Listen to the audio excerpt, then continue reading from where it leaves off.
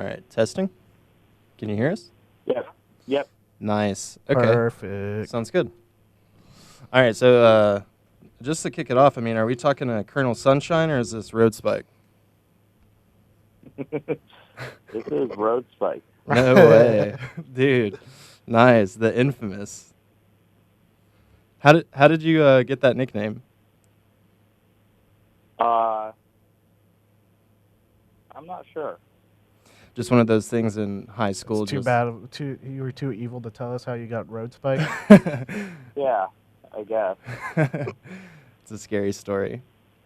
Well, thanks so much for taking the time to talk to us on the radio. I've been looking forward to this, especially taking time out of your schedule right now. You said you just moved back to New York. Is that true? Yeah, that's right. Yeah, just a couple days ago. Awesome. Getting everything set up. And that's for school? Yeah, roughly. Well, I mean, it's kind of like the long lead up to the start of school. Classes and stuff don't start until September, but I've got to write a syllabus and finish my dissertation proposal and all sorts of stuff.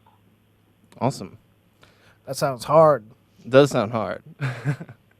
Yeah, it's a living, barely. Yeah, I was gonna say, how have you been balancing, stress with work, stress with YouTube, and stress with music at the same time? How do you do it?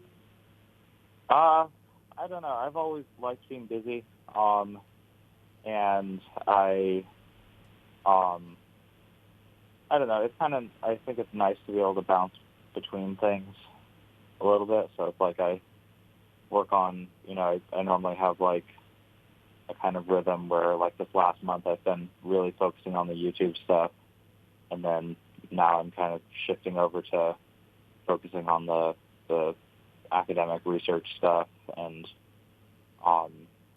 eventually I'll get around to playing and writing music again. So yeah, I guess it kind of comes in waves. And I was pretty lucky during the pandemic. I've had pretty good working situations to be able to focus on stuff and having the space and time to do stuff. Blessed up. Yeah, I guess since you said you're focusing on your dissertation now, if I recall correctly from your videos, that's about the idea of like the rhythmic parallax, right? Like about how different rhythm can be perceived to be counted in different ways depending on who's listening to it. Yeah, that's going to be part of it. The kind of the bigger picture is this. I'm looking at basically tempo changes in metal from a whole bunch of metal, and seeing what I can say about that. So yeah, there's going to be a lot of the like car bomb stuff that I have that one paper I did about. But then there's also like I'm kind of diving into the like old school death metal stuff that kind of changes tempo every riff, and some of the like hardcore stuff and the prog stuff, and seeing like how people play it, how people learn it, how people think about it, and if I can like find similarities and ways of thinking about these that kind of span all of these different subgenres. So going back a little bit just to the YouTube, what is the actual origin story of that YouTube channel? Because the channel itself hasn't even existed for a year, but you've almost got 10,000 subscribers, which is actually really, really good. Yeah, it's pretty relatively. Thank you. Yeah, it's completely surpassed any. It still blows my mind that there are like any people who are that interested in it, and let alone that many people. Yeah, I so with the pandemic, basically there were a lot of like conferences that I was going to be presenting at, and suddenly all of these conferences were going to be online, so you had to record a video ahead of time. So I kind of started the YouTube channel. It's something I've been doing these things on Instagram for like the year or year and a half before. I saw that. And that was just like playing a riff and writing a little paragraph about it. So it was kind of an extension of that, and then also a way for me to try to like learn how to get better at videos for these conference papers I was doing. So that car bomb one was like the first one where I kind of made those first few videos before that to get my feet wet a little bit so that I could put together something a little fancier than just reading over a PowerPoint for the conference. But it's ended up like kind of being, I mean, with the amount of like the huge, or I mean, relatively huge compared to what I was expecting, the huge response, I've been trying to, it's kind of like made me feel like I need to really step my game up more. So I've been trying incrementally with each video to up the production value or try something new with how I'm explaining stuff or learn something that's challenging or whatever. So yeah, it's been super fun, and I like, it's really fun also because like when you're doing academic work, you're only like, it takes so long to publish something, like years to publish an article. Wow. It takes months to work on like a conference paper. So it's fun for the YouTube channel to have something that's like a step below that, where I can put together something kind of polished and work out what I'm thinking about, but not have to sit on it for months. Less loops. Yeah. If I don't want to. And just kind of get it out there and have people see it. And like a lot of this stuff is like fun for me, and it's fun for people who like the music, but it's not something that I would be able to turn into like an academic paper. So it's nice to have a place to put all that stuff. And it's just fun. I mean, I love this music, obviously. It's it's kind of like a culmination of being a nerdy metal fan. Yeah. Yeah. I mean, we're two huge nerdy metal fans as well. I think I watched all your videos in the span of like 2 days after Bishop turned me on to your channel. Yeah. And well, thank you. We started talking on YouTube. I felt embarrassed. I felt like a crazy person because I wrote the longest comment I've ever written on a YouTube channel in my entire life, like on the Primitive Man video. Yeah. And yeah, I love that exchange. Yeah, I felt crazy. No, that was so cool. I love that. And like that's something that I did not, like, I don't know, I guess like you kind of, when you think about like YouTube comment sections, you think like about the worst. It's a battlefield. Yeah. And like I've been by and large pleasantly surprised, especially with like people like you, and I've had like a few other people who just like really blew me away with like something I hadn't thought of, and how well articulated it was, and how in depth they were willing to go to take the time to write. So thank you for that. And that really was a lot of food for thought for me. That stuff about heaviness and the thing about believing in them as being kind of like required for heaviness, or a certain type of heaviness. Yeah, I kind of wanted to transition into that, if you wanted to talk about that or share your thoughts just a little bit. So what I had talked about was the way that listeners perceive and quantify heaviness in music, and talked about how heaviness is a spectrum and it sort of applies in different ways. Do you have any thoughts to share about the spectrum of heaviness and maybe what you think is heaviest, or the different emotions you associate with heaviness? Yeah, it's like a really interesting like area, because it's like it's this word that everyone uses, and it's like impossible to pin down if you actually try, which makes it really fun to think about. I don't know. I guess I basically agree with what you were saying about the spectrum of heaviness and the types of heaviness. The first journal article I had published was about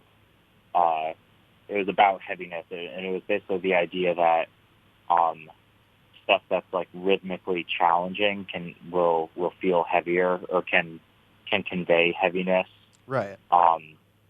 And so I think like that's kind of another angle that I've been thinking about for a while. These kind of like metaphorical links between sound and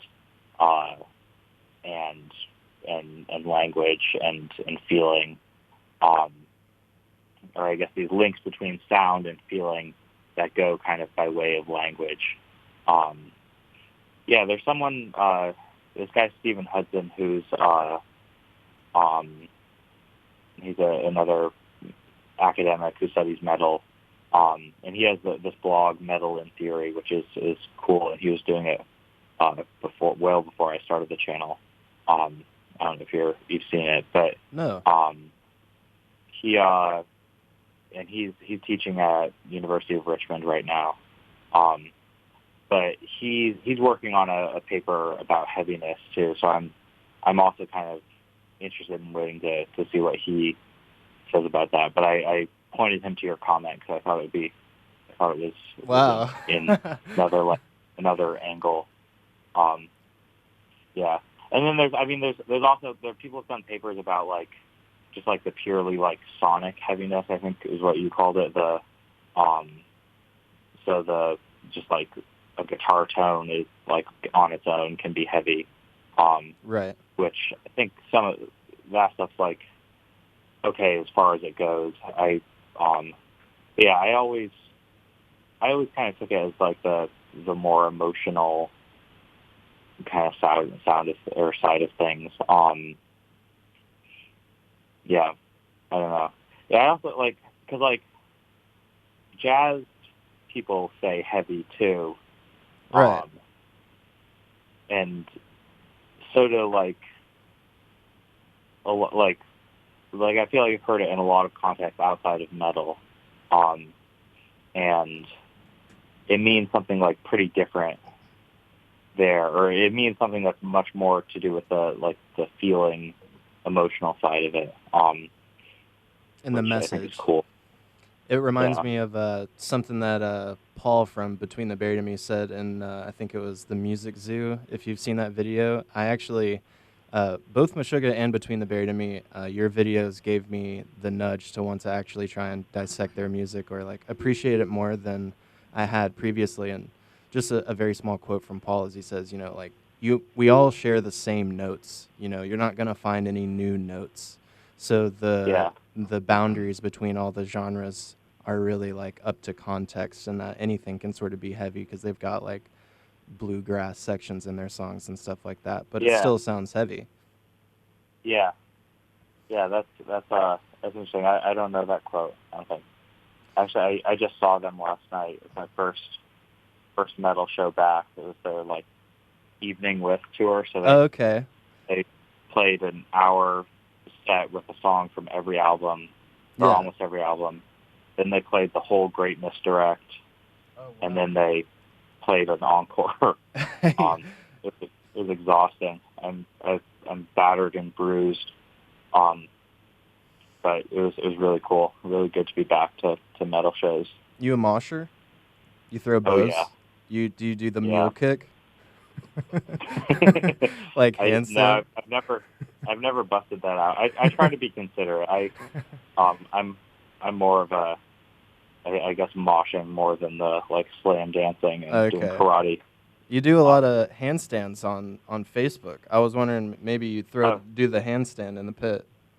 I've never. I feel like it's hard enough to like the older I get, the more I'm a little cautious about like not wanting to ruin my week by twisting an ankle or breaking an arm or something. So I haven't ever tried busting out the handstand, but I haven't not thought about it.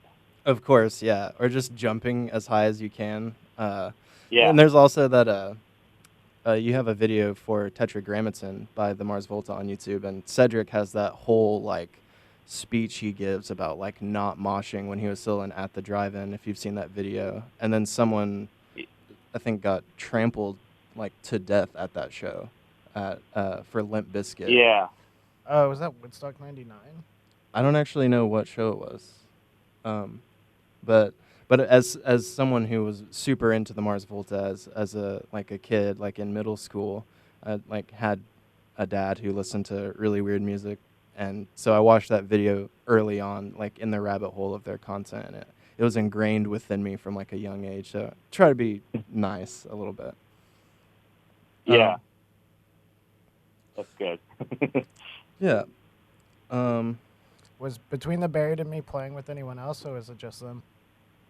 No, it was just them. It's like it's such a weird show. You go and like the lights come on and they play for 3 hours, and then you go home. it was fun. But it was kind of like it took a little bit to get back in the like swing of things. Like, I mean, no, it was at the Gramercy Theater, and it was the venue's first show at all since the pandemic. And like you can kind of tell everyone was like took the first like half hour to kind of get like adjusted.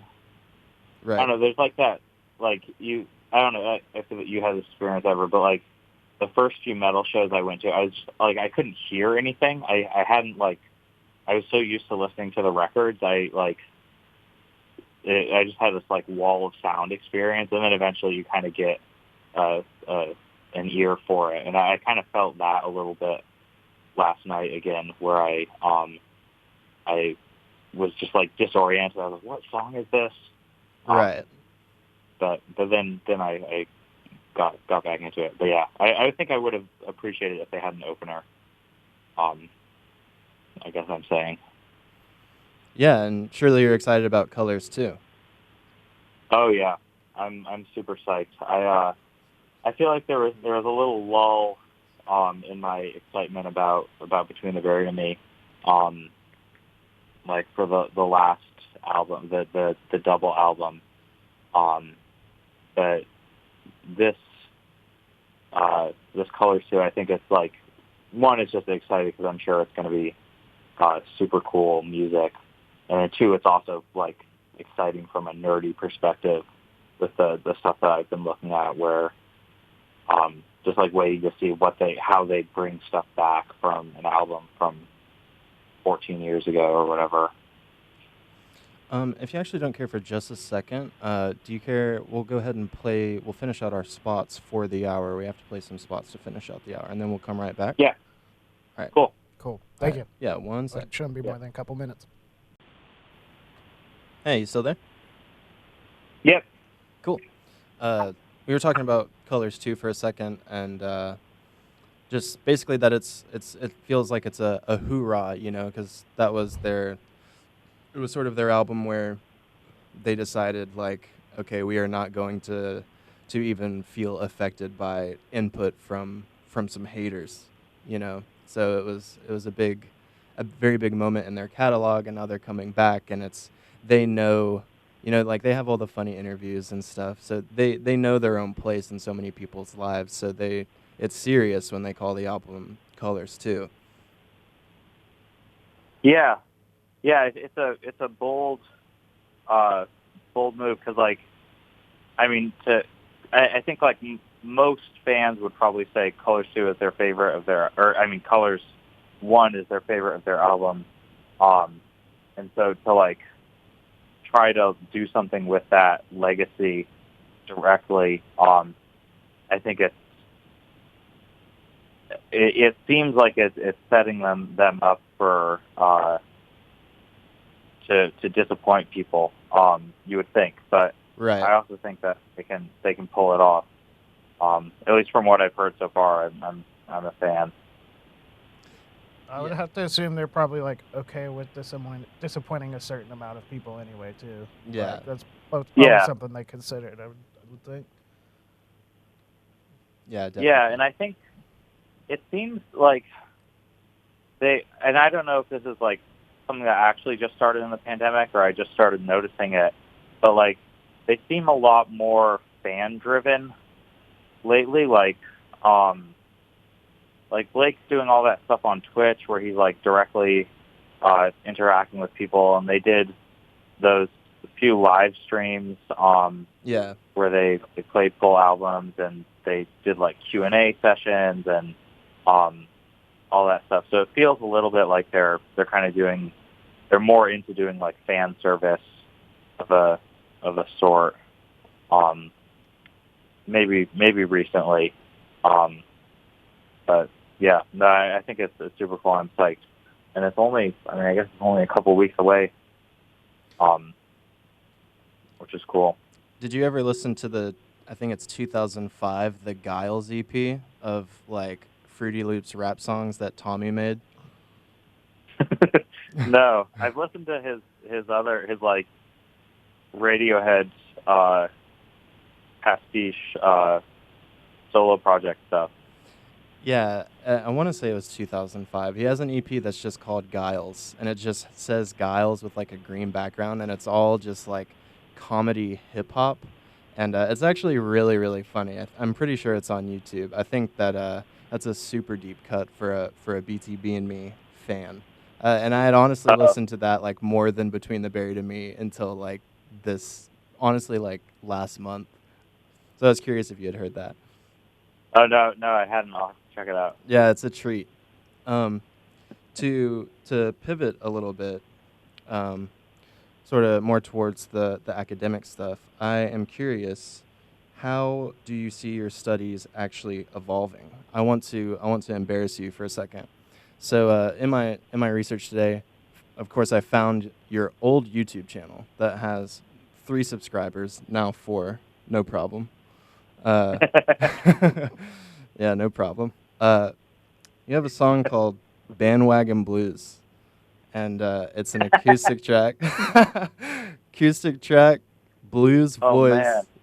Dude, blues track. And it's in that classic, like, it's funny because you look so young, but you're doing something that, like, a lot of, like, older teachers will do if they're, like, kind of musical. They'll, like, write a song that is relevant to a concept that they want their students to wrap their head around.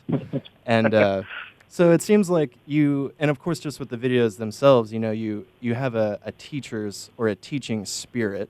So I guess it's sort of it's a 2-part question. Do you see yourself teaching? And maybe even on the Patreon, will we ever get another Bandwagon Blues, maybe remaster, remix, or will there be a Florid Ekstasis Bandwagon Blues cover? That's a super deep cut that I was not aware was still on the internet. That was a high school project. That was an assignment. I can't remember if it was like. It was for. I think it was like. It was like. It seemed like it was like a science class. Yeah, it was for a chemistry class. Miss Wiseman, I remember it. Dude, shouts out. And yeah. I feel like there was like some leeway in it, and I decided I wanted to do a music thing. So, man, I haven't listened to that in probably since I made it. It bangs, dude. Game Boy Colors, everybody's got one of those. Your words, Game Boy Color, everyone's got it. And then you talk smack about GameCube, dude. You didn't like GameCube as a kid? What the heck? I probably didn't like. I have no idea. I take no responsibility for what lyrics I wrote, what rhymes I tried to put together. Man, I didn't know that channel. Like, I thought they would just like euthanize those sorts of channels. Yeah. After a few years. So do you feel that though? I mean, I guess it's in part, you know, like I have notes here and I've sort of summarized them. What goals do you have after your PhD? Yeah, I do. I think teaching is probably inevitable. And I do like teaching. I do like I've done some form of teaching for a lot of my life, and like that's also kind of the most straightforward job to get after a PhD is to teach like at the college level. So yeah, I think that's the goal. It's a little tricky to, or it's a little there's a little uncertainty about the like academic job market these days. So it's kind of, you have to get pretty lucky to like get a decent teaching gig, because a lot of them are like really badly paid and thankless. So there have been times when I've been questioning this whole PhD thing, but I think at least for like the next couple of years while I'm finishing this up, I have a pretty good thing going, and I'll cross that bridge of getting a job when I get there. That sounds right. You really do have such a great, I mean, again, like those videos are so good. You know, I watch them. It's like I vouch for you and sponsor you, but the videos are awesome. And I think another thing that's important too with that sort of music, especially when you're trying to present something that's so high concept, like you really cannot be an annoying person and like have videos like that, because people just won't want to watch. Oh, thank you. I watch, like, I have a really hard time watching my own videos. Like, while I'm editing, I can kind of just, like, tune it out and just focus on the like, technical side of getting the shots in the right place and whatever. But I don't know. I cringe pretty hard, especially the first few when I was, like, really reading from a script and, like, talking into an SM57, like SM57, like in the shot. Yeah. I think it's sick. Yeah, exactly. And it's like, it's a shame that video is like one of the most popular ones, the very first one I did, because everyone wants to know about what the hardest part of bleed is. Yeah, I was going to say that's the trouble with making your first video about bleed, is that everyone's going to want to watch it. Yeah. Yeah, and it's like, I wanted to be that, because like that one was one that was like conceptually I knew exactly what I was going to talk about, and it's just like saying, here's what it is, and playing it and doing it, and it's like I get to show off a little bit that I spent a year learning that riff, and I, kind of naively I was like, oh well, I'll get some clicks for this. But yeah, I think I tend to be like, I hope I'm being better about this, but I think in the beginning especially I was in too much of a hurry to just like get stuff out, and I could have probably sat with stuff for another week and polished it a little more, but whatever. I'm not watching them again, so. I feel that. That kind of leads me into a question that I had. Being that the channel is so young and your very first video has so many views, did you just kind of like fall into an audience, or did you like do something specific to find that audience for the videos, or how'd you get so many followers? I don't really know. I think the time that it really started blowing up, or like there was a time when I was getting like hundreds of new followers every day. And that was around the time when bands started sharing my videos. So I had like a week when like 4 bands shared the videos I made about them, which was not something I expected at all. But I guess like some of these smaller bands are like really like scouring the internet for mentions of them so they can spread it around. Which is cool. It's like, I think it's a really cool, like, symbiotic thing, because obviously it's great for me too. Yeah, I don't know. I mean, I think like I kind of had an idea that this would be interesting to metal heads in particular, because I think there's probably a larger percentage of metal fans who are like willing to think conceptually about music than maybe for some other genres. And obviously, like the music is interesting. People love seeing people talk about music they like. Yeah, and I felt like there was a little bit of a gap on YouTube from what I could see. Like there were a few people doing like really cool stuff with like kind of low production, and then obviously there's like a million people doing covers of stuff. And then there's a few like pretty like, I don't want to say clickbaity, but like composer reacts. Kind of surface level, like sensationalist things that are kind of like what I'm doing. So, yeah, I guess and this is all stuff that I'm like thinking about in retrospect. When I did it, I had no idea what I was doing or what to expect, and I was just like focusing on how do I film myself and how do I convince myself to not like keep my mouth open between saying things, and how do I make the lighting right, and how do I make the audio so it doesn't pick up the AC, and just like, and then it was, I guess now after almost a year, is like kind of thinking about what else has been going on, or what else has kind of been contributing to it. Yeah, is it top secret? Some of the, I actually did subscribe to the Patreon today. Anyone who happens to listen to this should definitely subscribe to the Patreon. It's only $6.66 for like a bunch of transcriptions. Can't do it. You got $6.66 and then $3.33 are the only two tiers, which is, I mean, so easy, and it's got useful information in there, especially for people who play guitar.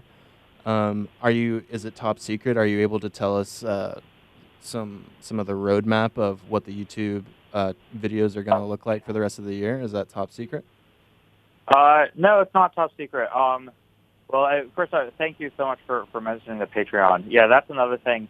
That was another thing that took me completely by surprise when I, like a few videos in, there were people commenting like, "How can we give you money for this?" Yeah, dude. And I was like, "What?"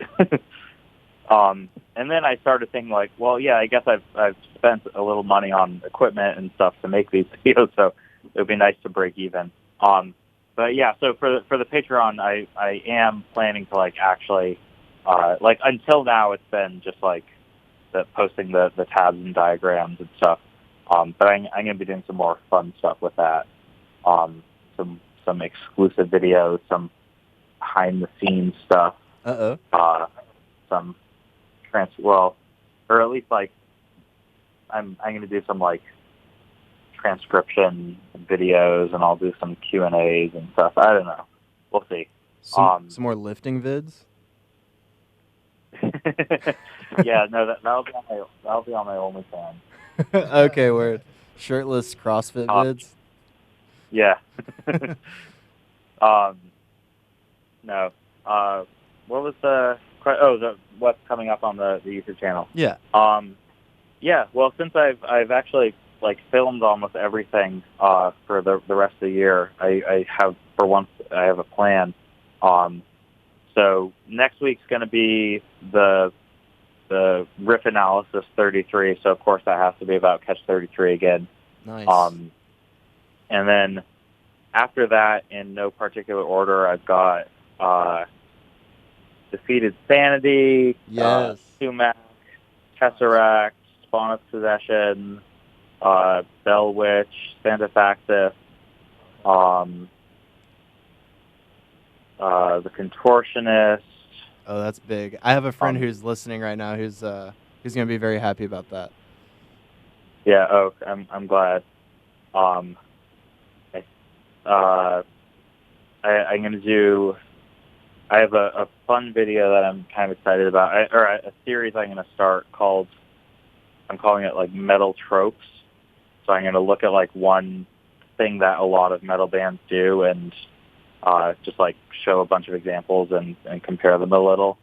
So the first one of those is going to be about that thing where bands bring back the nasty riff that's slower. Yes. So that'll be fun. That was a lot of fun to like find all the examples I was going to use. Probably got another Opeth video, and then probably something about the ocean. And I think that's everything that I have like firmly planned. That'll take us through December. That's so exciting. Yeah. I'm sincerely super excited for all of those. It's just very fun to listen to you talk. Oh, thank you. Thank you so much. Yeah. I have to, if you're going to mention the bandwagon blues, I've got to mention I watched your Instagram story the other day, just out of the blue. I never watch people's Instagram stories. I'm scared. But I like the thing about the pirates playing the bleed rhythm. I have okay, so we're in a band too. Seth and I are in a band called Rat Punch, and our drummer is a very funny person. His name is Dolph, and he has a joke. Basically, it's like a running joke in the band that everybody likes to say that they wrote bleed. So like sometimes when we're like writing something, like someone will bust out just the gallop +1. And I'm like, yo, dude, check out this riff I just wrote. And he's like, everybody likes to say they wrote bleed. That is really funny, though. That conversation I was having, I think that friend, his name is Alex. That's one of my closest friends. I was on the phone with him, and it's just like, I have a job where I work for like 12 hours a day, and by the end of the day, I'm just like tired and thinking of the dumbest crap. Yeah, that is very hilarious that you watched that. I almost deleted it, like literally thinking like I have to do something that's at least, it's not really formal, but I would like to seem like I'm not an insane person. Maybe I'll delete this, and but I'm glad that you saw that. That's really funny. It was fun. It was fun to like prep me a little bit for this, to be able to like try to triangulate your personality between that and the comments. Yeah, we because Seth and I watched. You have an interview from like January of 2020 that's like 2.5 hours long, and I was watching it and I was like, dude, I am not going to be able to say stuff like this. Like I am not that like this. I can listen to it, but it's super. It's just a very technical interview, and I was like, I'm gonna ask him about like what's his max rep, like what's his PR, what are your PRs? If you want to go into that, what's your squat right now? My squat. Yeah. My best squat was like 435. That's big. Yeah. I'm an Olympic lifter. Which doesn't mean that I go to the Olympics. It's just the style of weightlifting for anyone who is listening and doesn't know that. Where are you in Tokyo right now? You're in Tokyo? Yeah, dude. That's where I'm filming my videos from. Wow. No, that's kind of the other side of my life. That's a little separate from the music stuff. But yeah, I do, and that's my other gig is coaching weightlifting at a gym here. But teacher once again. Teacher once again. You watching the Clarence Kennedy videos? Yeah. I knew it. He's a the backflip after the set. Yeah. Yeah, he's a monster. He is a monster. Yeah, I feel like there was something else you asked in there that I didn't answer. But maybe I'll think of it in a sec. No, you were mentioning that that the podcast thing with Baptiste, the really long conversation. Yeah. Yeah, that was fun. That was and I was like blown away by how prepared and interested in everything he was. It was fun.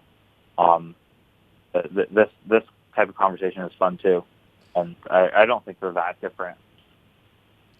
Yeah, I was intimidated. I was like, I hope I don't sound just so dumb in the interview. It's good to be silly. It is good to be silly. I like being silly. Yeah. We've rambled for a bit. We've detoured. I'm very glad about that. I guess maybe a more serious.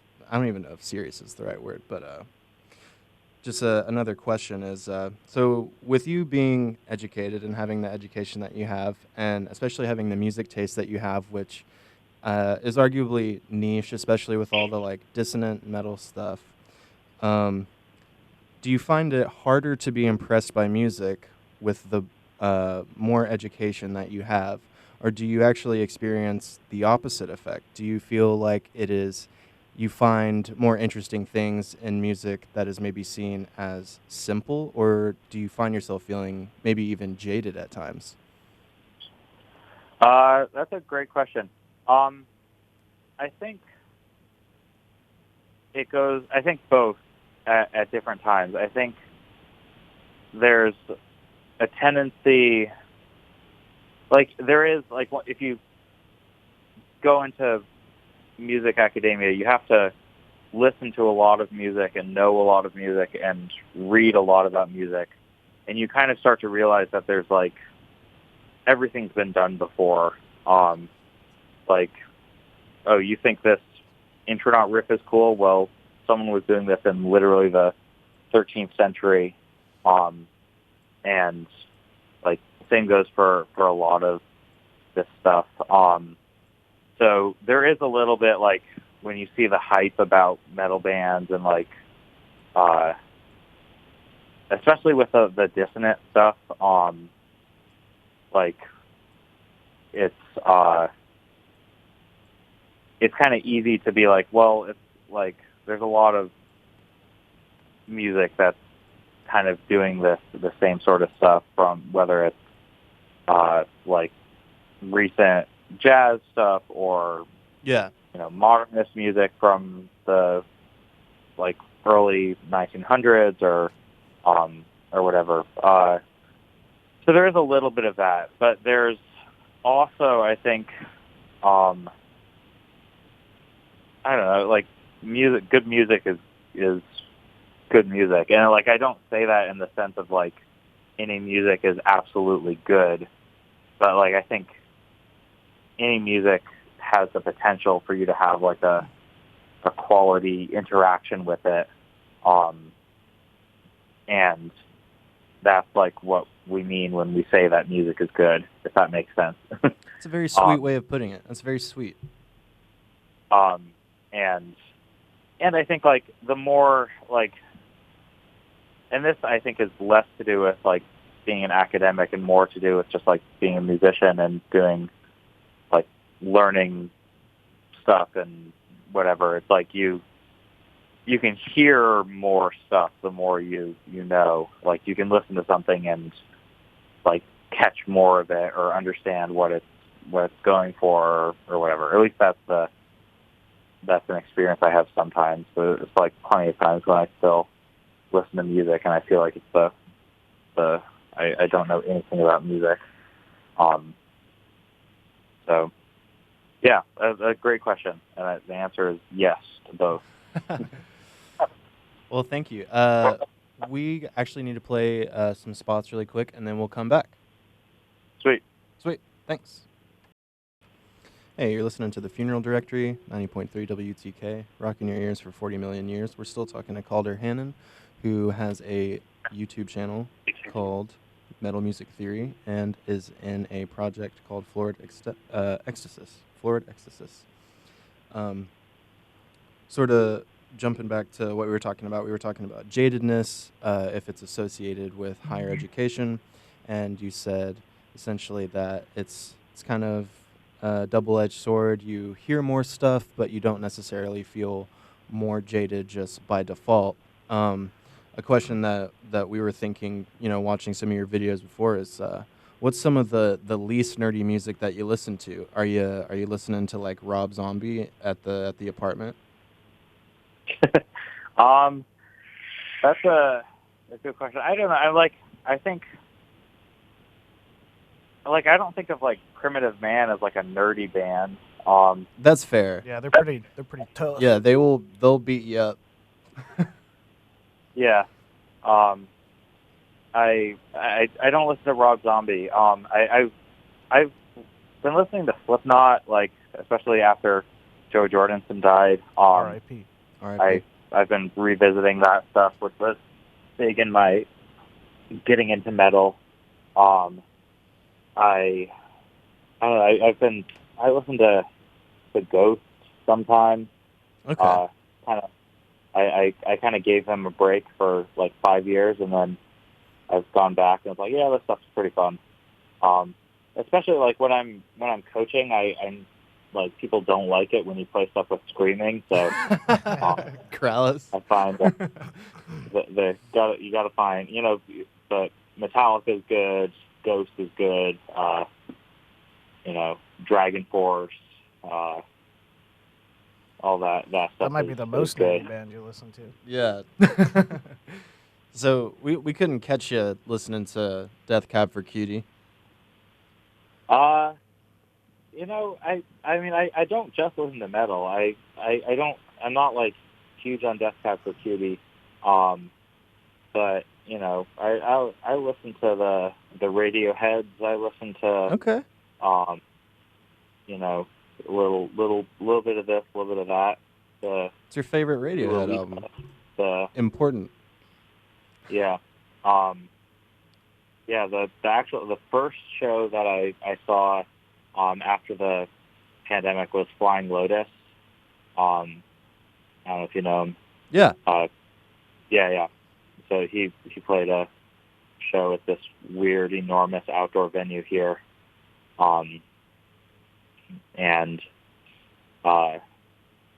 So I listened to a bunch of stuff. Okay.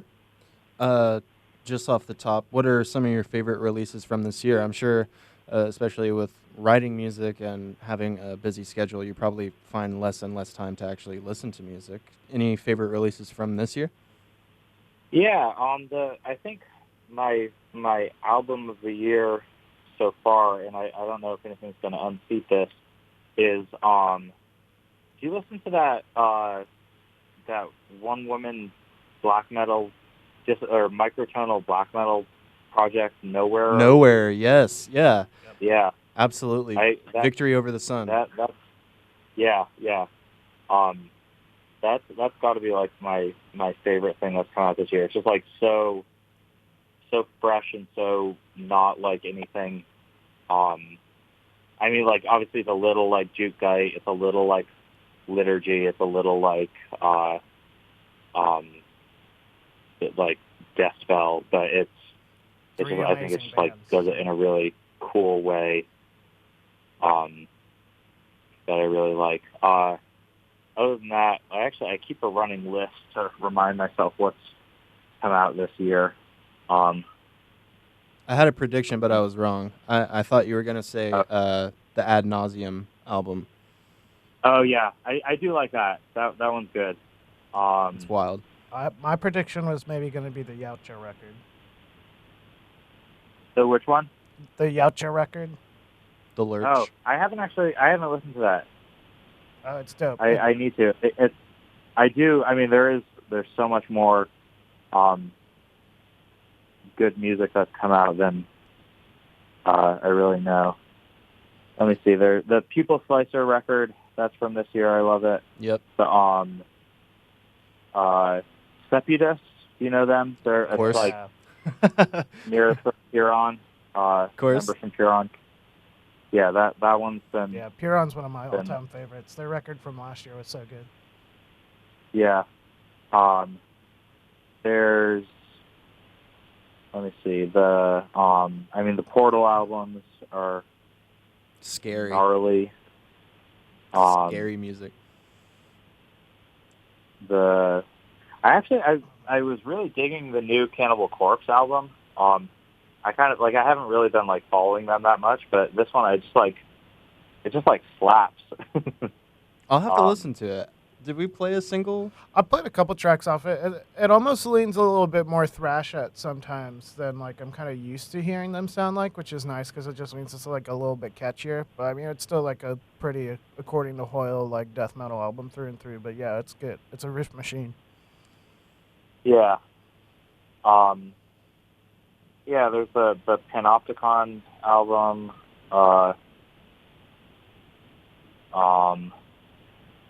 You know Boss Keloid? Say it one more time. Boss Keloid or Keloid? I don't know how to... I don't think so. It doesn't ring a bell. They're like a progressive sludge kind of band. Interesting. But that one kind of getting out of the death metal, black metal world. Yeah, it's been a good year. It has been a super good year. One of the places I shared the post for the interview is in a music group for a website called Can This Even Be Called Music? I don't know if you've ever looked at that site, but that's I've seen it. It's a super good resource. Dave, I think it's mostly ran by just like one or two people, and Dave is just a madman with the stuff that he finds. Yeah. I there's also do you know the Machine Music blog? I've heard of it. I don't know. I can't think of what it looks like or anything off the top of my head. That's kind of been my go-to for a while. Well, ever since he put something about my EP. Yeah. I went and checked it out, and the recommendations are always on point. You said it's Machine Music? Yeah. Definitely have to check that out. Always trying to add more stuff to the list of things to check whenever we're making the playlist for the week. Yeah. Yeah, he has like a great like nine songs I liked this week or something. It's all new stuff, a lot of stuff that wasn't on my radar. Yeah. I guess maybe with working on the PhD and you've got the YouTube channel, maybe you feel like you have to be slightly more professional, but you wanna take a second to hate on any bands? You wanna talk trash about anybody really quick? No, I honestly, I kind of, there's a point when I kind of like tried to turn off that part of my brain and like, because like obviously there's a point when you're like that's really big and like defining your identity of saying which bands you don't like and of course almost more than which bands you do. But I don't know. I've been trying to take the attitude of like finding something to like with any band. Like obviously there's some stuff that I listen to more than others. I think that like what turns me off in a band, or at least a metal band, most often will be like if it's all stuff that I've heard before, which is well, it doesn't necessarily mean that if it's new stuff it's going to be good, but if it's like, I think if it's like, I don't know, if it reminds me a ton of some other band or some other album or whatever, and I don't really hear what's new, I'm probably not going to end up listening to it a whole bunch. So you're not too stoked on some new Slam releases? I mean, but that's kind of like a different thing almost. It's like when you're going to listen to that. I mean, I guess maybe that's the exception. Is like that you're not listening to like hear something new. It's like you want to listen to some Slam. Yeah. In terms of, we talked about like all the dissonance stuff and that stuff being super big. You had mentioned that it's sort of a trend that exists right now. There's a few different trends that I think Seth and I have noticed. I'm sure plenty of other people noticed, but it's like the super dissonant black metal stuff is kind of big right now with like Imperial Triumphant and Piron and Jute Guide being really like one of the big boys of it. At the same time, there's sort of like the new school, old school death metal stuff, basically with like everything off Maggot Stomp, like Sanguisugabog Yeah. and Frozen Soul and stuff like that. I'm curious if you have any thoughts on sort of why do you think that we are in the place musically or with metal trends now? What do you think has led us to this place now? And even another one, in one of your videos, you're wearing a CU Space Cowboy shirt, and that one is like that one's super big for me because I was definitely a scene kid, and I'm kind of definitely still a scene kid now. So the sort of my spacey type of metal revival stuff is really interesting to me, and it plays into nostalgia. So I'm curious what your thoughts are on sort of how we've arrived at the metal trends that are cool now, and maybe do you have any predictions or some bits on what you think is going to come next? That's a great question. Maybe I'll answer that last part first, the prediction. My guess is that people are going to start copying car bomb stuff a lot more. I think I'm going to be bold. I'm going to say their stuff is going to be the next like Meshuggah kind of thing, which like you see already a little bit. They are like, I feel like there are more bands doing those like crazy guitar sounds with the act effects and the pitch shift pedals and the pew pew pew stuff. But I think more bands are going to start copying the rhythmic stuff they do. So that's one prediction I have. Kind of more long term. As far as the other stuff, I don't know. I mean, like, I feel like these like cycles of nostalgia probably have like some sort of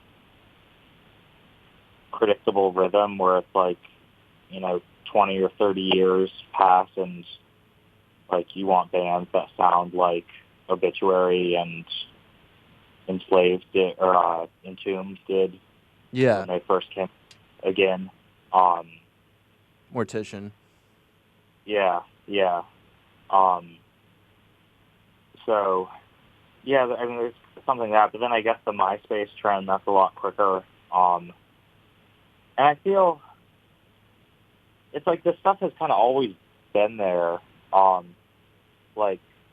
I'm sure you can find stuff that sounds like Tomb Mold from like every year since 1989 or whenever. I guess that was when Slowly We Rock came out, or was that 87? But it's like just now it's getting big, and I feel like the merch too is like a big part of it, and the visuals. It's just like such a cool, like there's something so appealing to me and obviously to a lot of people about like the long sleeve. The long sleeve with the logo going down the sleeves, and of course, I messed up by not saying this before. Shirt check. What you wearing? I'm wearing the BT Bam shirt I got last night. I guess almost just branching off. What's the most you've ever spent on a shirt, and what's the rarest shirt you've got? The most I've ever spent on a shirt was probably I have a pretty sick Kendrick Lamar long sleeve from the Damn tour. Okay. And that was probably $50. The rarest shirt I have, I don't know. I'm not like I have a ton of band shirts, but I'm not like a collector in the sense that I like know which ones are rare or whatever. There's probably, I guess that like I have some from like some local bands that broke up and stuff, but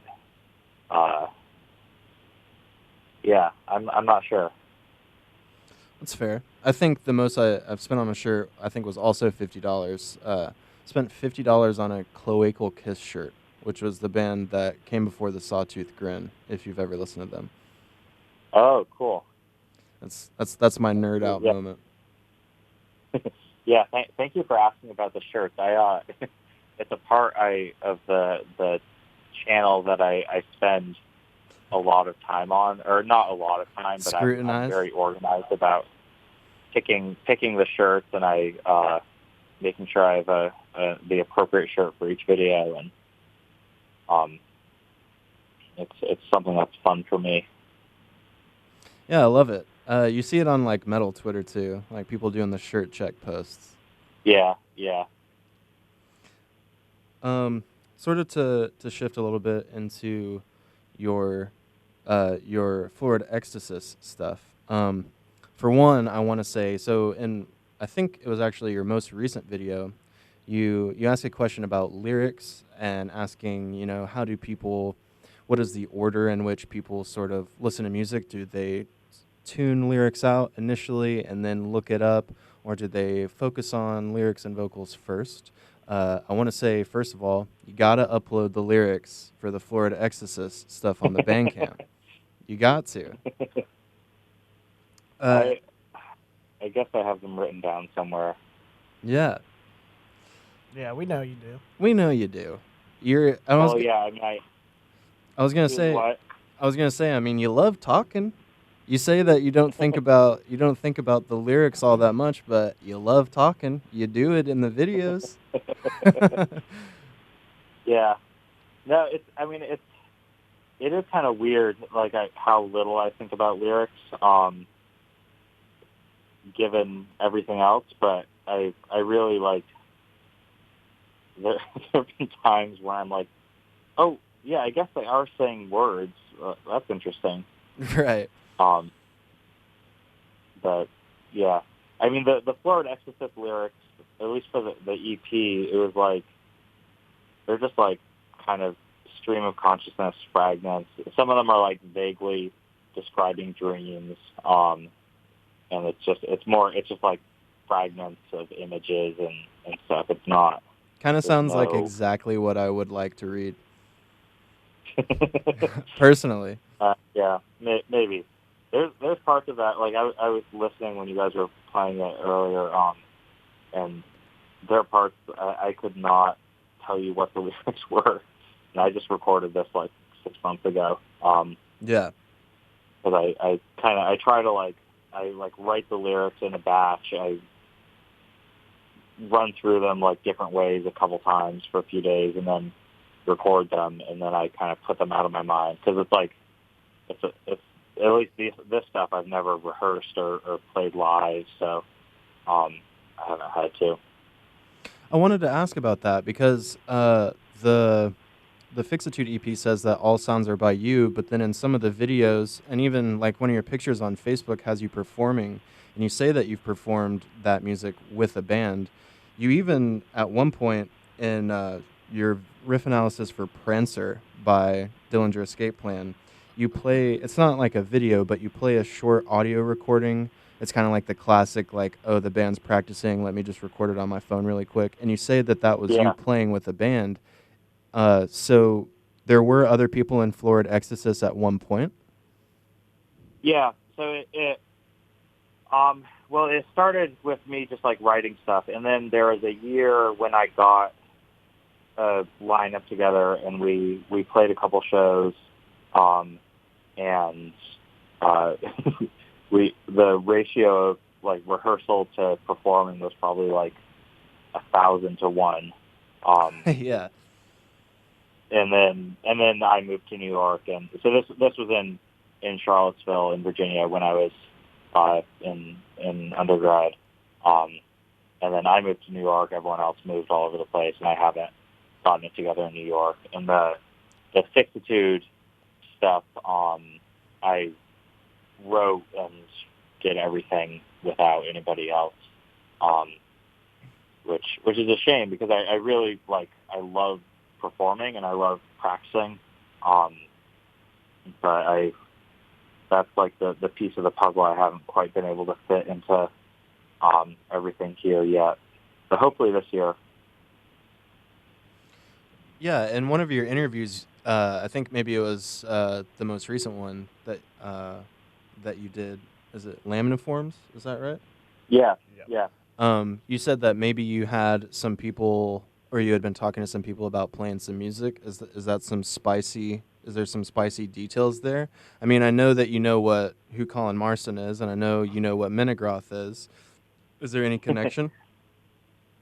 No, I don't know him personally. I'd love to. I'm not like I'm not as hooked into the in real life metal scene here as I'd like to be. But yeah, I was the music I had been playing here was like this. I tried getting together this like neo soul band. Yeah, what was the name of that?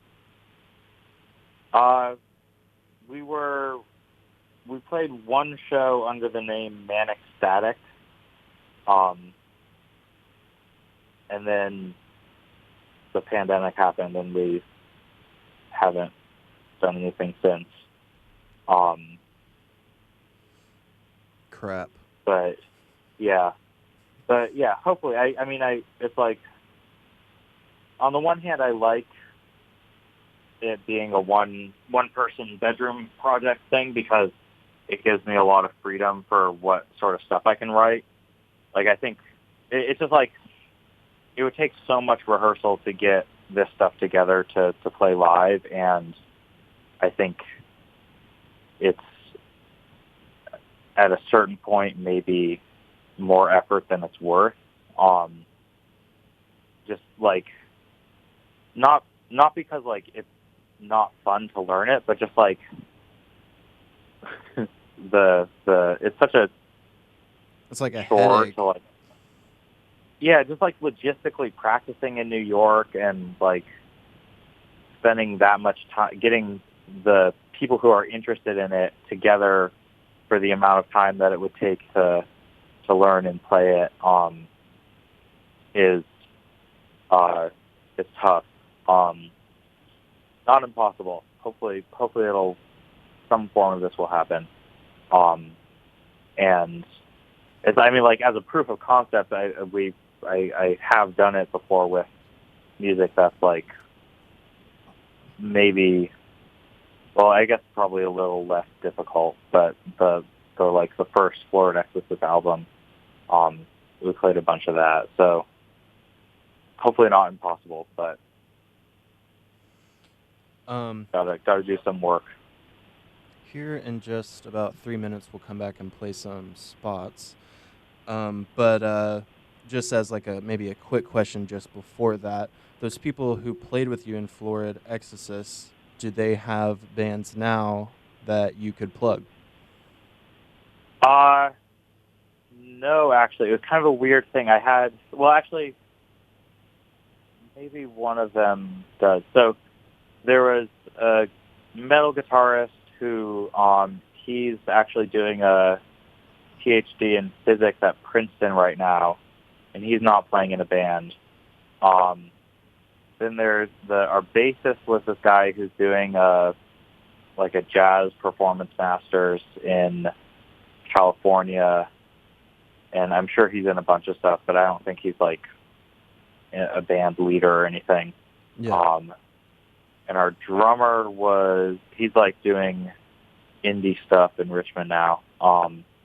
Yeah, no, it's like, because none of them were really metal. Well, the other guitarist was, but the bassist and the drummer were not metal people. It is always difficult to find people dedicated to the same craft that you are. Yeah, Definitely. yeah, and it's like I did the trade-off of like getting these guys who are killing musicians and like jazz backgrounds basically, and they like could like, so I had charts I had tabs for and charts for everything, and they could read it, and that ended up being the ticket for getting this stuff together. Yeah. You were the Omar of the band. Yeah, I guess so. Should we go ahead and play these spots really quick? Yeah, let's do spots and we'll come back. Cool. Hey, you're listening to the Funeral Directory on 90.3 WUTK. Thanks. So what we were talking about before was Florid Ekstasis, shows, etc. I've been asked specifically from my friend Alex, who says he loves you. I've basically shown your channel to anybody who will listen. But Thank you. I appreciate that. yeah, of course, dude. So it's a couple different questions. For one, it feels like sort of cliche to ask, what's the process of writing? Because it's like everybody always asks that to every single band. But I think with your music, it's actually a super fair question to ask. How does a song start? How do you decide that it's done? And I think also the idea of, again, with having a higher education, it's like I could see it going both ways. Do you have a concept in mind that you think is interesting and then you apply music to it? Or do you write music more so from, like, this is an emotional expression? That's a good question. I think, and I think it's an interesting question even for like any bands, and I think a lot of bands like will lie or like, I don't know. There's an interesting thing of bands trying to like represent the creative process in ways that make them seem cooler. Yeah. I don't know. That's an aside.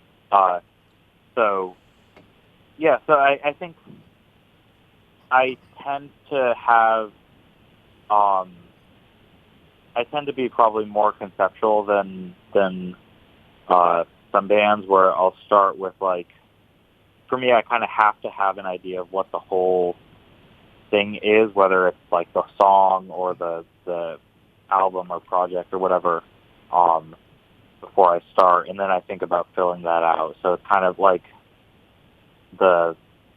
I don't know, I think I write from a kind of conceptual place, and then when I'm recording, I try to like, I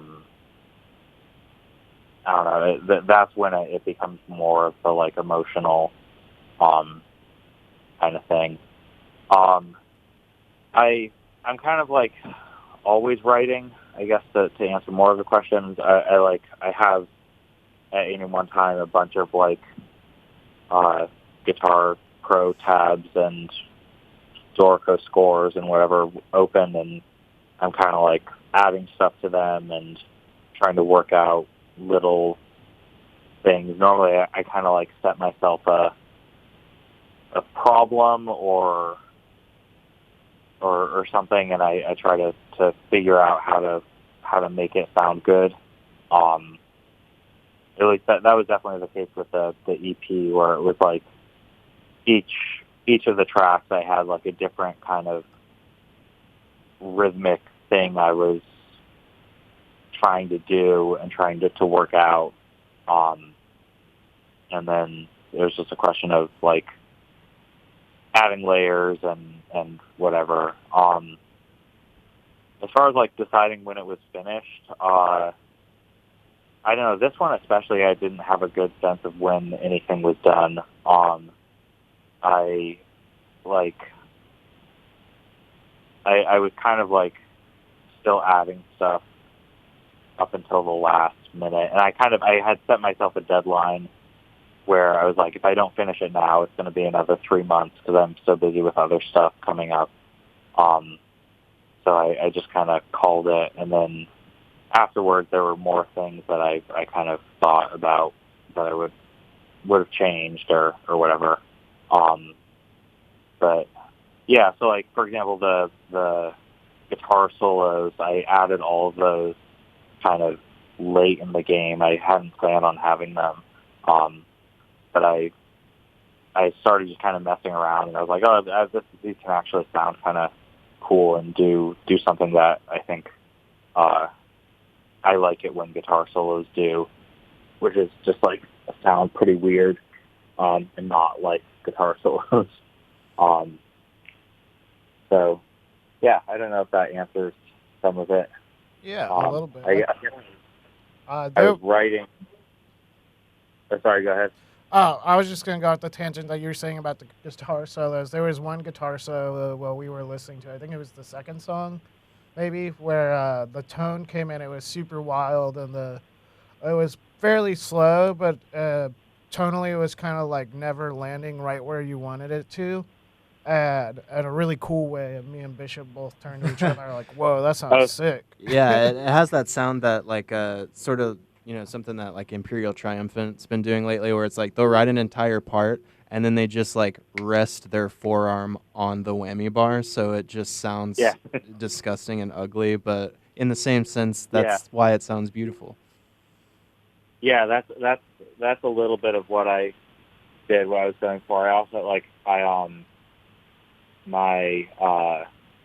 I was also thinking of like the Omar solo in, or I guess there was something weird about it. It was like Omar wrote it, but John Frusciante played it, recorded it, or something. But it was on Cygnus, whatever the first track of Francis the Mute. Yeah, solo on that. Just like I love that solo, and I don't think mine sounded anything like it, but that was kind of like another thing I had in mind. It did remind me, and I mean, maybe this is like a cheap shot, but the solo on Catch 33, that it honestly makes me laugh every time I hear it because it sounds like the funniest solo. It's the first solo on the album, and I pray that you actually play, because it's not like quite the same as like the rhythmic stuff that's on that entire record, but the solo always just makes me laugh, and I hope that you do put it in one of the Catch 33 videos. Oh, are you talking about the one in it's like I don't know if I could actually just sing it. Here, let me look at the track titles really quick. I think is in Reanimate or Entrapment. It is an Entrapment, yeah. Yeah. It's so funny. Yeah, it's almost like hard to even call it a solo because it's like it's just doing the same thing. It's the weirdest lead ever. Yeah. Oh, I love that. Yeah, I kind of missed the chance to say anything about it. That video was already so long. Oh, right. Yeah. More about Florid Ekstasis. I'm sure you've even mentioned in one of your videos, or maybe it was an interview, like one of the biggest things with metal bands and video content about them is the gear rundown. Can you give us a quick little gear rundown? Some like pedals, DAW. I actually have one more actually little question associated with that. You have a guitar that looks super cool.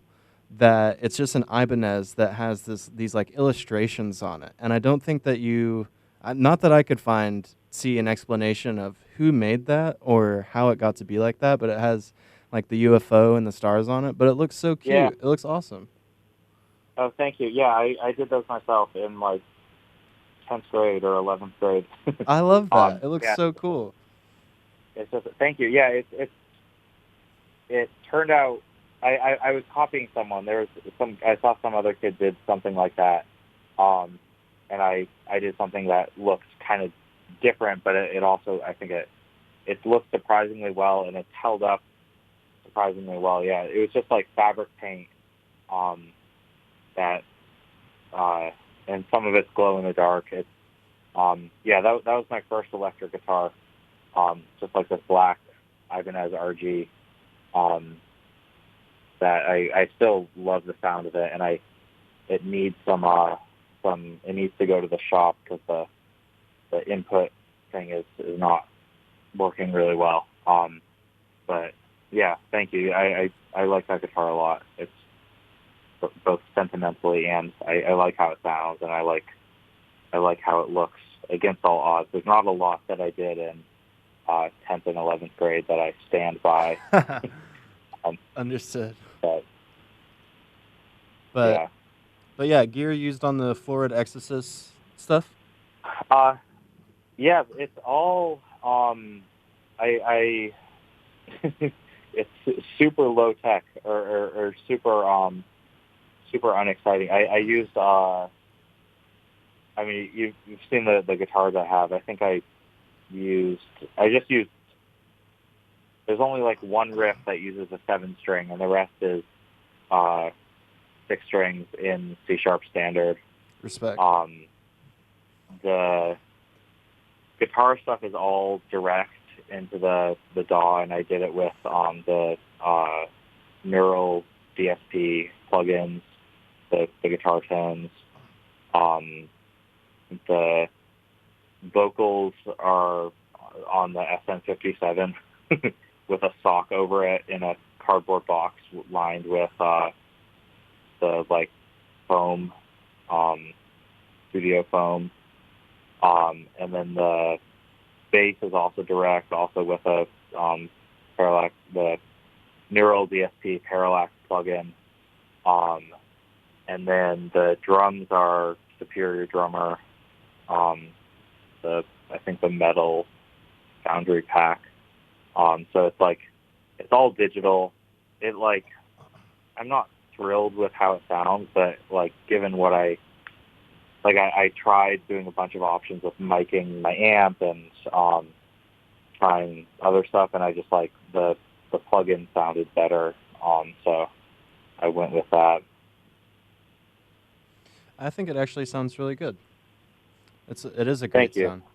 And I think somebody even commented on when you uploaded it to YouTube, said it sounded like it could have came straight from Minigroth. Which, yeah, that was a very. I'm always self-conscious about the production of the stuff I do because I feel like I don't have an ear for that stuff the same way that a lot of people do, and there'll be a lot of things where people will say, "Oh man, the production on this sounds horrible," or "It sounds great," and I'm like, I don't know, it sounds fine to me.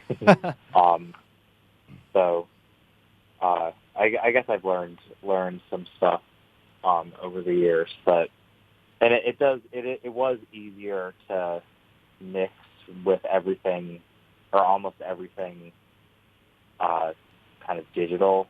It gives you a lot more control, and you can any sort of mistake is fixable in terms of tone. So yeah, that was that, and yeah, listening back to the first Florid Ekstasis album, the production on that one I actually mic'd different amps and did it everything the hard way, and I think it sounds worse. But I think that's more a mixing problem than a recording problem. Yeah, we've been experimenting with that stuff for a while now for ourselves as well, and unless you just have a ton of money to drop, it does seem like the plug-in route's a little bit more reliable and easier to deal with, especially on the fly. But I do have a question. I want to take a little bit back more towards the writing. You said that on the songs on the album, you generally start with a problem or some sort of puzzle to work with and kind of fill it out from there. And I wanted to ask if you would maybe tell us about or explain one of those problems on a song, or is that too much of a magician revealing his tricks sort of thing? Yeah, I loved that. No, I don't think it's a magician. If anything, it's just, I feel like it. Yeah, no, whatever. I'll I'll go for it. Because actually, it's fun for me to talk about and think about. I just I'm always I'm worried about coming across as conceited or whatever. But No you way. have, so. We're writing avant-garde experimental metal. You don't have a chance but to be. So. Yeah. So the first track, it was kind of the thing I started with was like, what if I wrote a Full of Hell song that changed tempo like every few seconds? Yeah. When you And say change tempo, is it like tempo modulation where you're like changing the yeah, tactness or actually the BPM? yeah.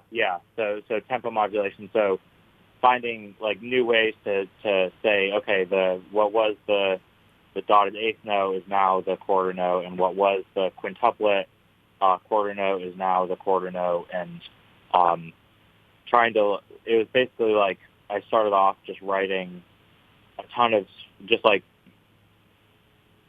writing through a bunch of stuff and changing, like finding all these ways to connect the different stuff, these different tempo modulations to each other. And then I kind of went through and weeded out the ones I didn't like and kept the stuff I liked. And got like I had a few. I don't know. It's like I came upon these like systems of tempo modulation where it's easy to flip back and forth between a couple different tempos. So like in the breakdown of that song, of the first track, it kind of ratchets back and forth between a few different tempos, and it's like a fun way to make those. I don't know. I'm not. It's hard to like explain this stuff just with words. But it's like I don't know. I think of them as kind of like portals between different fields, and you can find areas where those transitions come easier with certain types of riffs and whatever. So that was the first track. The second track was kind of that idea of doing these like nested couplets, and doing. I think like in a kind of weird way, it's kind of like bleed because it's like just rhythms. There's not really any like melody or whatever. So that was kind of the inspiration for that. And then the last track was I was like, what if you had like polytempo for like the whole song? So it's for that one, the drums are pretty much never playing in the same tempo as the guitars. So I was like trying to work out how to make that into riffs. So that's kind of the problems I was trying to deal with, or the ideas I was trying to realize as actual songs. And on the second track, you have a video again with that Prancer by Dillinger Escape Plan video. You know, the concept that you sort of talk about is playing off the grid, and that second track feels like a great example of something that sounds like that, where it sounds like the like chugs in that song are just like nearly impossible to follow and sound like they are not following a fixed grid. Yeah, that was kind of the idea. It was like, I don't know. Do you know that band CB Murdoch? I don't think so. Sleeping Murdoch? They're CB Murdoch. Oh, no, I've never heard of that. Is that like CB, like the letters Murdoch? Yeah. No. I'll have to check that out. They're like this. I think they only had one album, but like Meshuggah, like Frederick Thorndall said he loved them, and so they got kind of popular. But they have this one. And actually, I have one of their songs in one of the Metal Ear Training videos. But that was another kind of inspiration because they do stuff kind of like that too, where it's like it is all on a grid, but it's quintuplets and septuplets and triplets within quintuplets and all these things, and the drums aren't really playing what that grid is for the most of the time. So yeah, and that's like well, I guess I think it's a little different kind of thing than the Dillinger Escape Plan stuff, but maybe that's just because I know what the grid is for that one, and I don't for the Dillinger Escape Plan stuff. Understood. I've got just a few more things maybe to ask. One is a sweet question, and then maybe just some goofing, if that's all right. Yeah. And thank you again for taking the time to do this. Yeah. It's always like scary. Super fun. Yeah, it's like scary to do an interview. It's like I'm about to talk to someone who's smart, like or smarter than me. Like imagining like what the worst possible scenario is like you just hang up, like hang up on the phone call. I'm like, oh my god, I offended someone who I like. Maybe there are people who do that, but this is fun. No one's smarter than anyone else. That is very sweet. Yeah, sweet question. Do you have any advice to younger people who are interested in studying music?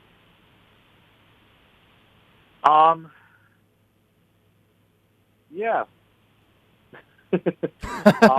Hell yeah. Yeah. Next question.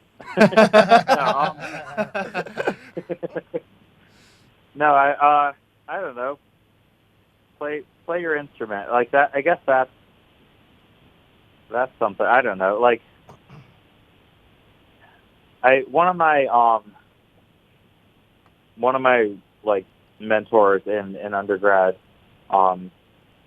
said something like, I'm going to butcher this, and I really should like find a better way of saying it because I quote this pretty often. But he was like, if you're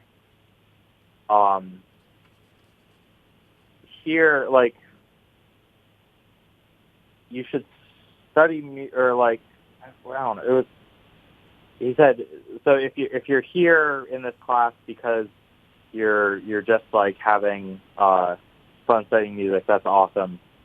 If you're here in this class because you can't imagine yourself doing anything but studying music, my condolences and welcome to the club. Yeah. Which I guess that's kind of how I feel about it. Is it's like it's only worth it if it's like you can't really imagine yourself doing anything else, because it's not like a well-paying job and it's not easy and stuff like that. So, but if you like it, it's awesome. And so my advice would be there's more opportunity to do it and get paid doing it than you probably think there is.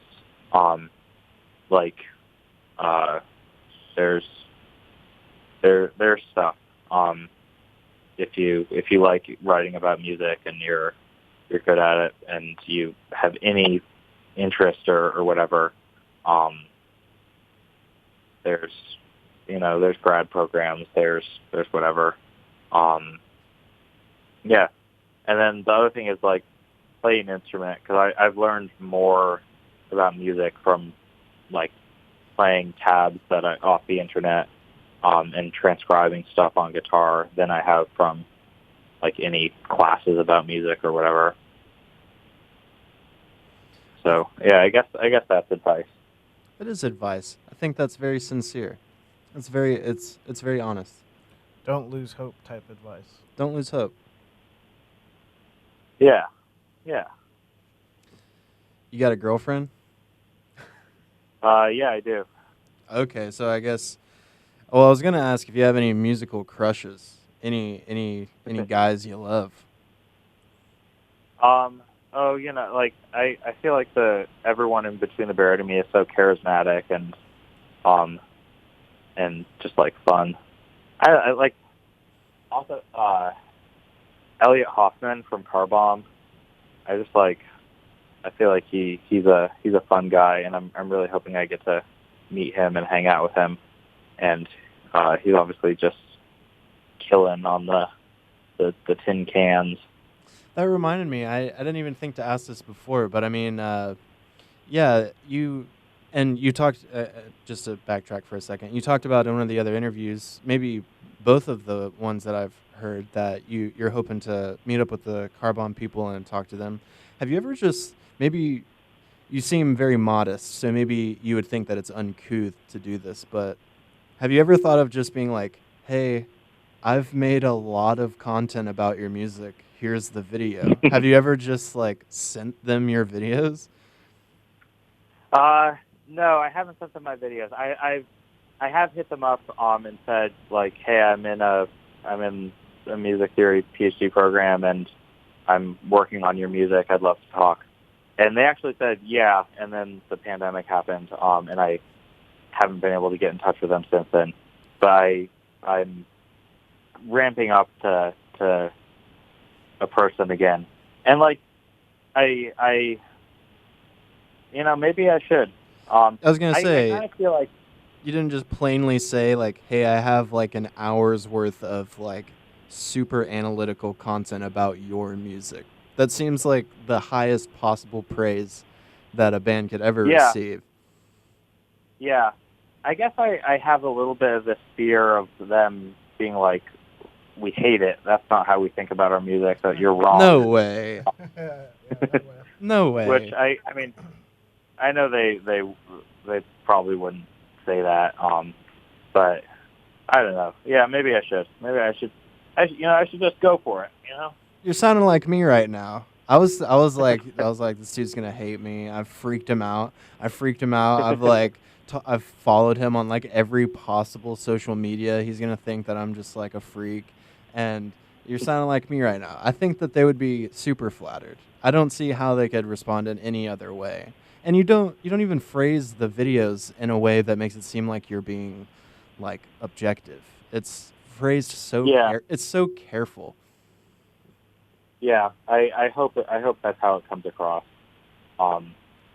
Yeah, maybe I should definitely send something to the Between the Buried and Me guys, because they would be tickled. Yeah, especially I think Dan, the bassist, he might be the most interested and open to talking. Yeah, I will. Well, I mean, yeah, I definitely, for my dissertation, that's going to be part of it, is talking to some of these bands in New York. So I'll have to get up the courage and do that. Yeah, you've been encouraging. I feel like it's just, talking as homies. You should definitely do that. You should absolutely do that. Yeah, well, the other thing is, like, a part of me thinks that someone must have showed it to them. Like, there aren't that many. Like, they're active in their own Facebook stuff, or at least a little bit, or people who know them are. It's not like there's that much stuff on the internet about them. So. Their interviews are just them farting into the mic. I don't think that they're going to be offended by, like, peer-reviewed papers about them. I don't think it would hurt their feelings. Well, we'll see. I'll do it. So we're sort of in our lightning round a little bit. Do you have any funny show stories? Anything ever happened while you were playing a show, or a show that you went to? Like even right now, just today, there's this video that's been circulating on Facebook and stuff of this guy getting like punched in the head 2 times in a row. Like he's like holding a beer and some guy like throws a punch behind him and like punches him in the head and then punches his beer like into his face. And he doesn't even really look that mad. That was a Hate 5-6 video. Yeah. Which feels like, like it tracks for their type of content. Yeah. Do you have any funny show stories, just off the dome? Yeah, I went to this show. Yellow Eyes. Yes, I love Yellow Eyes. Yeah. Yeah, the black metal band. I went to see them here in New York, and the tickets were cash only. It's at this place, Lucky 13 Saloon, which is like this motorcycle bar. And I couldn't get my debit card to work to get cash. So I sat at the bar and I could like hear them, and I ordered pizza and stuff because I could use a card for that. But there are strippers at the bar, and it was just like the most surreal experience seeing these like 3 strippers on the bar dancing to Yellow Eyes. Eating saw. That makes no sense. It was like that's like I'm gonna have to go back there because like I've seen, like I did a little research after, and I think that like a common thing, but it's like you think of the stereotype of like the person at the black metal show with their arms crossed and you're not allowed to move and you're not there to have fun and stuff. Yeah. And just like contrasting that with like the polar opposite type of movement that you can imagine. So that's my funny show story. All right. I actually love that. There's part of me that wants to say it feels like that makes perfect sense. It's yeah. It's I don't know. I still need to like my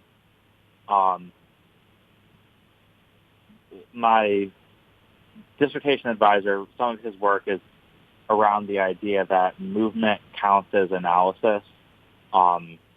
So like the way that you dance or something, we should take that seriously as analysis because you're hearing something in the music and you're reacting to it and you're parsing the music in some way. So I think like that, taking that angle and looking at the people stripping to and doing these like super sensual dances for money to this like cold abstract black metal, there's something there.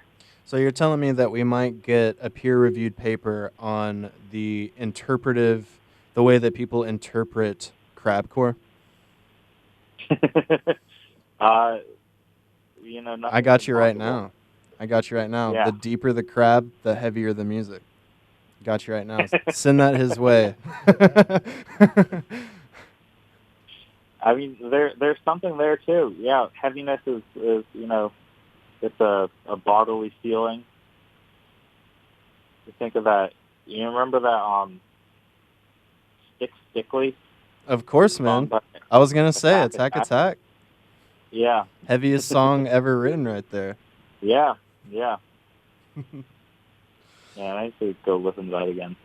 You should. It makes me want to go into this next part, which maybe Seth will cringe at me a little bit, but I'm typically the person who, whenever we're playing the show, like I always want to play like Fear Before the March of Flames and like Heavy Low and stuff like that. I gotta ask. I mean, like it seems like you were interested in Between the Buried and Me and proggier stuff at the time, but so you were never a scene kid? I was kind of like I think I would have been a scene kid if I was, if there was a scene for me to be part of. But I was super into My Chemical Romance and Fall Out Boy. That's big. The kind of like pop emo bands. That was like the first music that I chose for myself to listen to. I respect that. I definitely still, me and my girlfriend are definitely still blasting 3 Cheers. It's certified banger for all time. It's such a good album. That would be really funny to see on the channel at some point, an analysis of MCR. You know, I would love to. And like not even joking, I probably will someday. It's funny. I have like these friends here, and one of them is an opera singer, and one of them is he's like a punk. And there's me, and we all like grew up listening to My Chemical Romance, and we were all saying, I was saying like we were listening to 3 Cheers together, and I was like, man, it's no wonder that I ended up liking metal, And my other friend was like, man, it's no wonder I ended up being an opera singer. And the other one's like, man, it's no wonder I ended up getting into punk. So it's like, I feel like it's this band that's like so fertile for young musician or young music lovers. All the circles of the Venn diagram merge with MCR in the center. Yeah, exactly. Well, do you have any additional things you'd like to say? Yeah, anything to plug? Yeah, anything you want to plug? Nah. I don't know. I mean, I've got videos coming out. That's pretty much it. Well, we love the YouTube. We love the YouTube content. Love the music. You said you're always writing stuff with Florid, Ekstasis. So of course, we will definitely. I mean, even beyond just us liking you as a person, the music is super cool, and you can pretty much guarantee that if you release anything, it will be played here. Yeah. Thank you. Yeah, of course. Yeah, it'll be realistically it'll be a little while, but I'm already I've got my first few ideas started. Well, that's exciting. Yeah. Definitely appreciate you taking the time to talk to us. I know it's getting late. We're probably gonna get out of here soon. I guess last thing is, you had said potentially wanting to talk to people for that dissertation, and of course, if you ever felt like doing that, we would love to talk to you again. Yeah, you guys are definitely on my list. That'll be probably in like early 2022. So in the winter is when I'm going to get around to doing that. But definitely, I really, like I said, I really appreciate how deeply you think about stuff and how well you articulate it, and it's fun. That's kind of been a fun thing that I did not expect from this YouTube channel, is how many internet friends I've made, people that I go back and forth with in the comments, or have been messaging or whatever. So people pouring their heart out in a riff analysis about Primitive Man, just bleeding heart comments. It's it's a hell of a lot more fun than the comments that are just do Archspire. I was definitely one of the bro do Psyopus comments. Yeah. Oh yeah, well, Psyopus at least is that's one that I'm kind of interested in doing. Yeah. Not that I'm not interested in doing Archspire, but Psyopus, the problem with the Psyopus stuff is if I'm doing it like I've been doing it, I have to play it, and that's just never gonna happen. Yeah. Chris is a beast. To do it without playing it. Gotta do lie to my face, bro. Bro, please, lie to my face. Breakdown analysis, please, bro. Anyway, well, thanks so much for talking to us. You've been listening to the Funeral Directory on 90.3 WUTK. We've been talking to Calder Hannan, a.k.a. Roadspike, a.k.a. Colonel Sunshine. Check out his YouTube channel, which is Metal Music Theory, and check out his project on Bandcamp, which is Florid Ekstasis. Thank you so much, man. Thank you. Yeah, of course. Have a good night. You too.